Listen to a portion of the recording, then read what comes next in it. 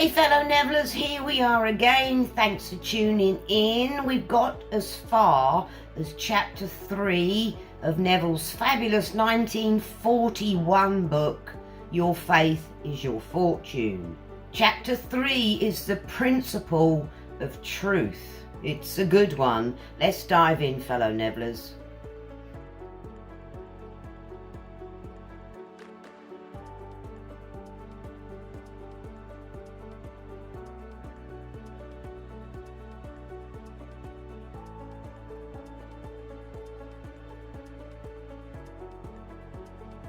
Nevillers.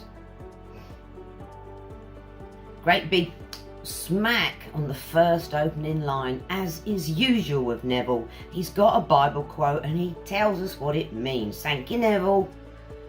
Ye shall know the truth, and the truth shall make you free. John 8:32.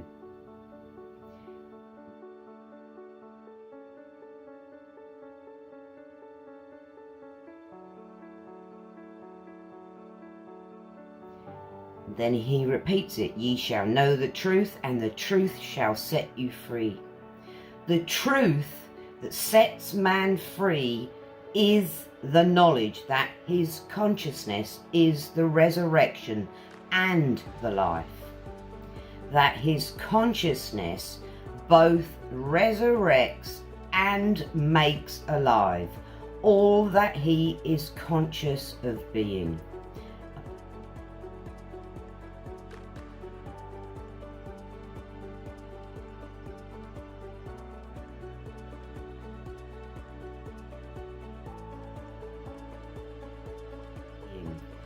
Apart from consciousness, there is neither resurrection or life. The first paragraph, fellow Nevillers, he's telling us right there in black and white. Without the consciousness of something, there is no resurrection, i.e. it doesn't come to fruition in 3D. And the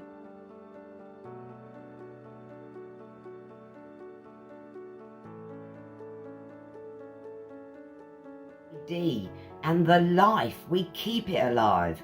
What ideas, beliefs, superstitions, manifestations that we keep alive up there in our consciousness is what we see out here. It can come as a bit of a shock, as in, oh my God, did I really manifest that? If it's undesirable, yes, you did.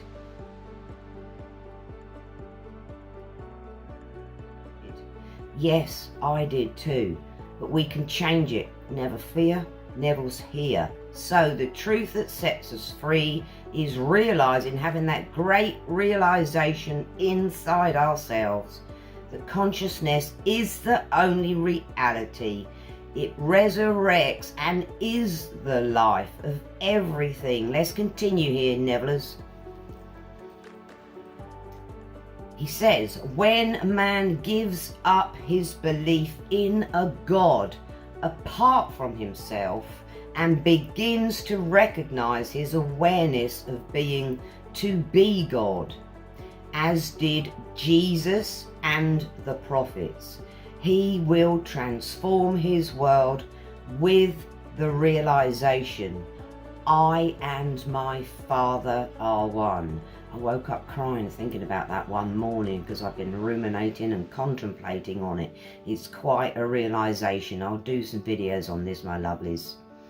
He says, he will know that his consciousness is God, and that which he is conscious of being is the Son bearing witness of God, his Father.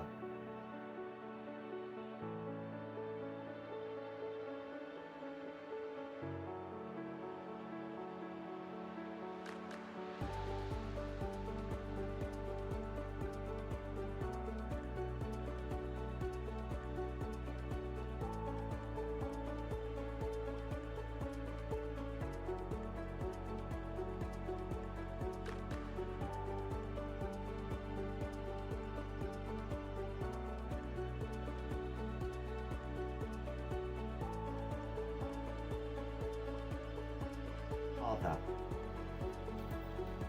That's another element of who we are. Well, it is who we are. We are God the Son, witnessing God the Father.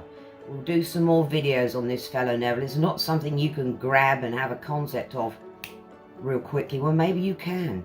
For me personally, no. I've been in Neville's works for 15 months, something like that, and I'm gradually getting to the realizations Neville wants us all to have. Here comes the good part. The conceiver and the conception are one, but the conceiver is greater than his conception. Before Abraham was, I am. That was the other video we did yesterday. I'll put a link down there, fellow Nevillers, and up there. It says, yes, I was aware of being man, and in that day when I shall cease to be conscious of being man, I shall still be conscious of being. The consciousness of being is not dependent upon being anything. That's very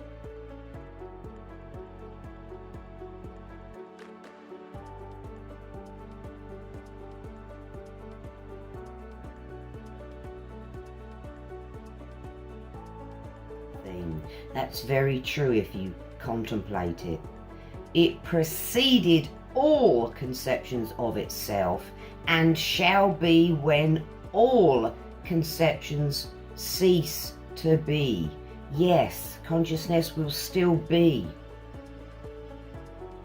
The consciousness of being will still be, even when our garments disappeared. Garment is our body of flesh and bone. Neville calls it a garment.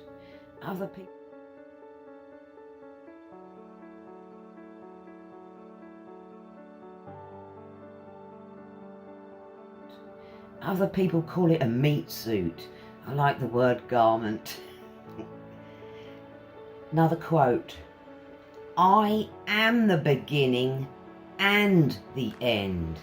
That is all things, all conceptions of myself, yourself, begin and end in me. But I, the formless awareness, remain forever.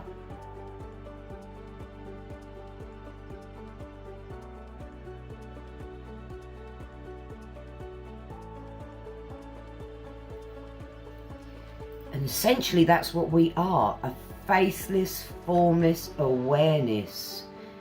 Another link down there to the videos. We've been discussing this, fellow Nevillers, so that you can learn along with I all about Neville's fabulous works. I'm going to stop right here in the chapter so that we can digest the first part. I'll split this video into 2 or 3 parts. So, the main point in the first chapter, setting ourselves free upon the realization that consciousness is the only reality, and that our consciousness is the life and the resurrection of everything out here in our physical world, which we call 3D. That's the main points of this first part of the chapter, fellow Nevillers. And of course the realization that we need to give up the idea that God is something out there apart from ourselves, and it's okay if you think that way and you're holding on to those beliefs, because the majority of humanity actually thinks that way. It's a misconception by the priests and the teachers of the world that have misinterpreted the Bible. So God is your awareness. I'm God and you're God. How's that for a super empowering thought for the day?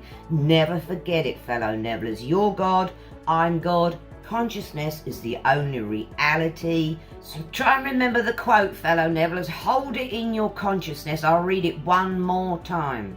John 8:32. Ye shall know the truth, and the truth shall make you free. When you have that realization, that's the truth that will wake you up from the sleep of Adam, which is where most of humanity is, and you'll realize that you are God. Your consciousness holds everything that you want out here. All right.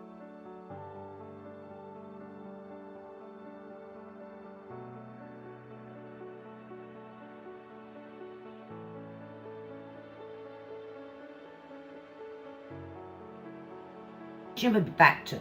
Thanks for your time and attention, fellow Nevillers. I'll be back tomorrow with another part of this chapter. I appreciate your time and attention. Big fat thumbs up if you found the video useful. YouTube loves it. I love it, and they promote my videos higher and higher on the search. A logarithm, I think they call it. Anyhow, let me quit babbling and wish you a very fabulous morning, noon and night, fellow Nevilleaholics. Big fat kiss, because you know I'm going to blow you one up here. Leave a comment, thumbs up. Love you guys. See you tomorrow. Bye.